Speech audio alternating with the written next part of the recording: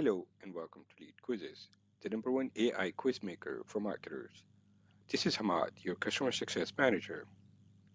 Do you know your lead form is where the magic happens? Let's look at the different elements you can use to build a deep profile for your future customers. Under the form field,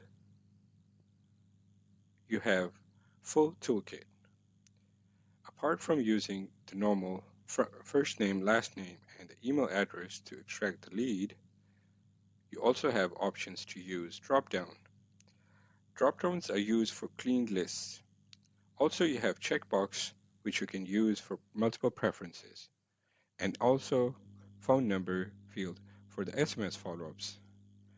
You can even add text areas like small answers and long answers for open-ended feedbacks.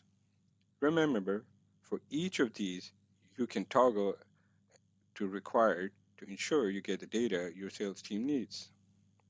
Don't just collect an email, collect insights.